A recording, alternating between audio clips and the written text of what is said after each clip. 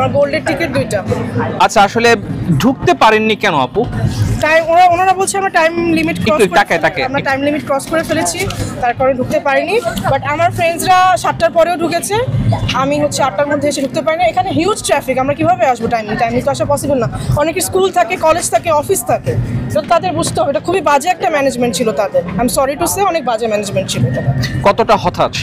অনেক হতাশ, অবশ্যই হতাশ হওয়ার কথা না। এত টাকা দিয়ে টিকিট কিনছে, এটা কেউ ফ্রিতে কেউ আসেনি, এটা সবাই টিকিট নিয়ে এসেছে, তাই না? তাদের কাছে জিজ্ঞেস করে তারা বলছে কোনো অ্যান্সার নেই, আপনারা চলে যান। এটা তো কখনো অ্যান্সার হতে পারে? তাহলে টিকিটের টাকা রিফান্ড করে দেন আপনারা। আমি যে 12,000 টাকা দিয়ে টিকিট কিনছি, আমার টাকা রিফান্ড করেন আপনারা, চলে যাচ্ছি। কোন জায়গা থেকে এসেছেন আসলে? আমার বাসা কাছেই, মিরপুর 6। অফিস ছিল, আমি অফিস শেষ করে আসছি।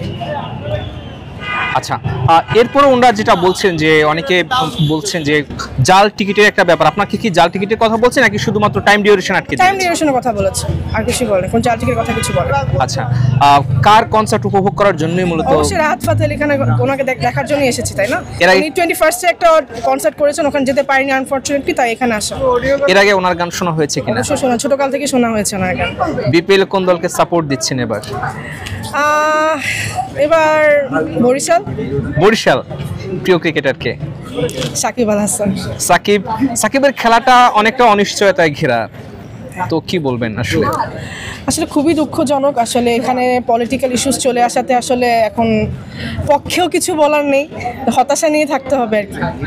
নিয়মিত ক্রিকেট দেখা হয়? হ্যাঁ, ক্রিকেট দেখা হয়। আমি নিজেও একজন স্পোর্টস পার্সন, দেখা তো হয়। আচ্ছা, এই বিপিএল থেকে এবারে আসলে প্রত্যাশা কি আপনার? বিপিএল থেকে ভেবেছিলাম এর আগের থেকে বেটার কিছু হবে, দেখি কি হয়। আচ্ছা, আর বিদেশি যারা ক্রিকেটার তাদের মধ্যে প্রিয় ক্রিকেটারকে? বিরাট কোহলি আনফরচুনেটলি এখানে নেই, আর এমনি আর কেউ ফেভারিট নেই বিদেশি প্লেয়ারের মধ্যে। আচ্ছা, এবার বিপিএল ঘিরে কি পরিকল্পনা? বিপিএল এ কয়টা ম্যাচ দেখবেন কিংবা এরকম কোনো কি পরিকল্পনা? এখন তো অনেক হতাশ, এখন আর মনে হচ্ছে না ম্যাচ দেখতেও আসা হবে, কারণ খুবই বাজে ম্যানেজমেন্ট ছিল এই। আচ্ছা, আর এই যে কনসার্টটা রাহাত ফাতে আলীকে একটা কনসার্টের জন্য প্রায় 3.5 কোটি টাকা দেওয়া হচ্ছে, এটা কি বাংলাদেশের স্ট্যান্ডার্ড একটু বেশি কিনা? দর্শক হিসেবে ব্যাপারটা কিভাবে দেখেন? অনেক বেশি।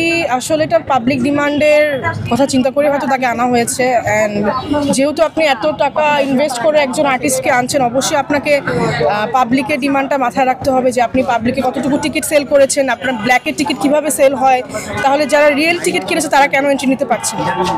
কর্তৃপক্ষের এই যে অব্যবস্থাপনা, কোন অব্যবস্থাপনা আপনার চোখে পড়েছে, কি বলতে চান আসলে? অব্যবস্থাপনা, সবচেয়ে বড় অবস্থাপনা তো এটাই যে তারা টিকিট থাকা অবস্থাতে কেন আমি এন্ট্রি করতে পারবো না? আমি যদি টাকা দিয়ে টিকিট কিনে থাকি, আমি অবশ্যই আমার যদি ইচ্ছা হয় আমি 5 মিনিট আগে কনসার্ট দেখতে আসবো, আমি 5 মিনিট আগে কনসার্ট দেখতে আসবো। আমার টিকিট আছে, আমার ঢোকার রাইট আছে, তাই না? খুবই হতাশাজনক, খুবই মিসম্যানেজমেন্ট বিসিবির। I am sorry to say, তাদের এই ম্যানেজমেন্টটা আসলে ঠিক করা উচিত।